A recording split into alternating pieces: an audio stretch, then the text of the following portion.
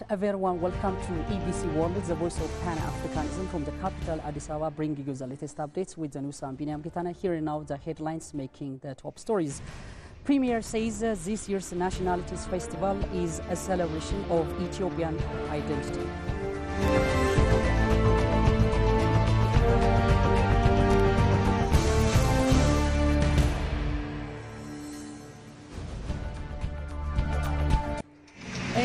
Global Black History, Heritage and Education Center opens in the capital, Addis Ababa.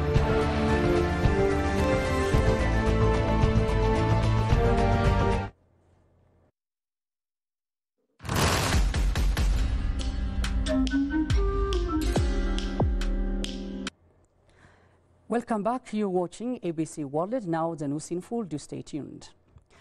Ethiopia's Nationalities and Peoples Day is being celebrated for the 8th time in Jijjiga, Somali State. Prime Minister Abiy Ahmed, on his congratulatory message to the nations, stressed that this year's festival is a celebration of Ethiopian identity.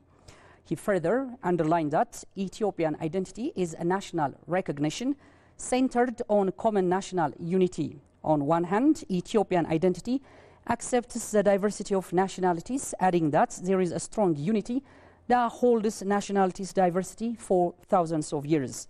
The Premier indicated that this year's festival will be a celebration where it creates a room to Ethiopians to build a narrative of nationalism based on common national unity, adding the nationalism is a way out of the single narrative built to divide and weaken the nation.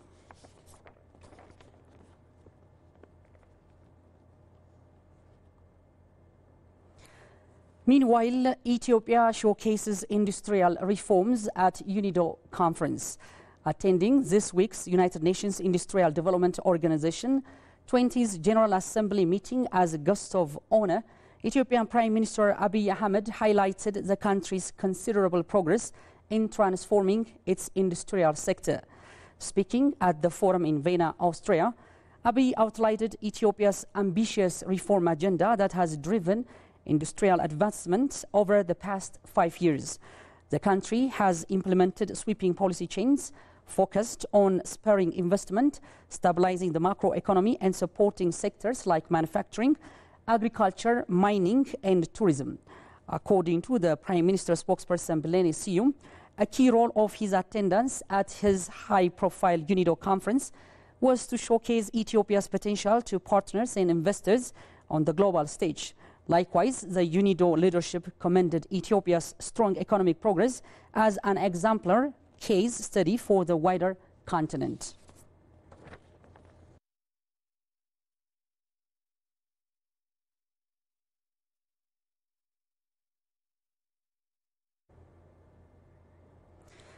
Moving on, Ethiopia and Morocco signed a memorandum of understanding to establish a coalition for sustainable energy access on the sideline of COP28 in Dubai. This memorandum of understanding, signed by the Ministry of Water and Energy and Moroccan Ministry of Energy Transition and Sustainable Development. The Moroccan Agency for Sustainable Energy aims to provide a framework for relations between the parties and to define the terms and conditions of their cooperation with a view to establishing a coalition for sustainable energy access. Likewise, the memorandum of understanding was signed by Ethiopian Minister of Water and Energy, Habtamu Itafa, Morocco's Minister of Energy Transition and Sustainable Development, Lelia Benel, and Tariq Hamen on behalf of MINS, and also stipulates that the new entity be inclusive, open to all UN member countries with flexible governance and operation, and that ensure balanced representation of different regions and backgrounds.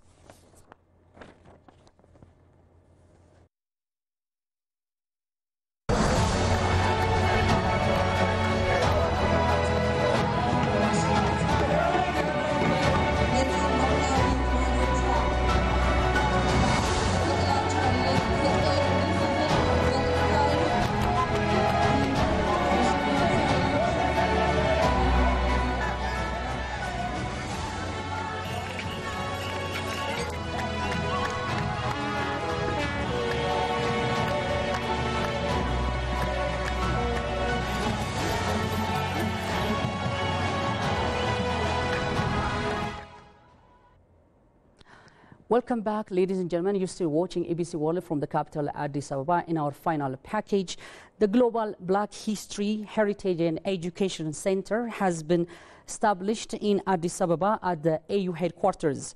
The inaugural of the center was attended by Foreign Affairs Minister Demeke Mekonnen, a representative from the AUC, and invited guests. Johannes Fantaun has compiled the full story. Have a look. Initiated in November 2021, the Global Black History, Heritage and Education Center is intended to uphold the history, heritage and education of the black people.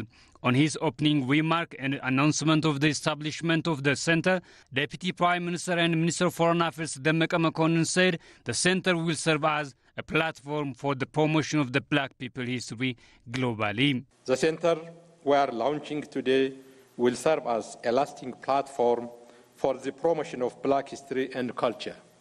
Our endeavor in the inauguration of this center is, I believe, a practical response and milestone in the journey of building institutions of African identity.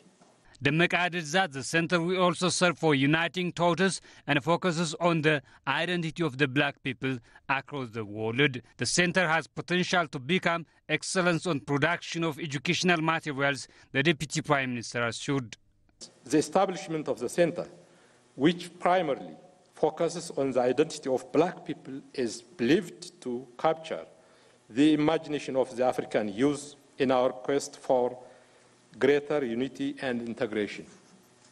The rich history, diversity, and culture of black people will certainly inspire generations to come and instill in them the Pan-Africanist enthusiasm with bravery.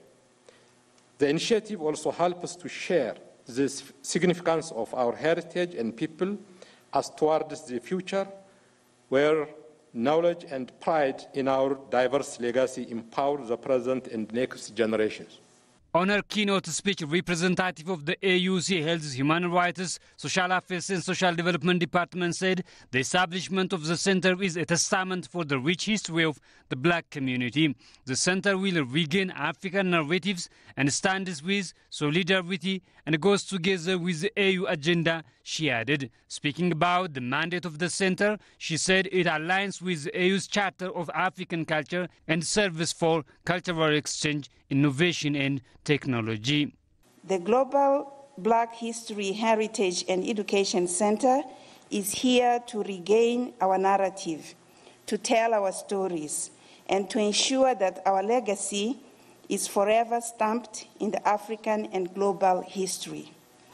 Within the walls of this center, we expect to discover the lesser-known treasures of black history, ranging from the ancient African civilizations to contemporary battles for freedom and equality.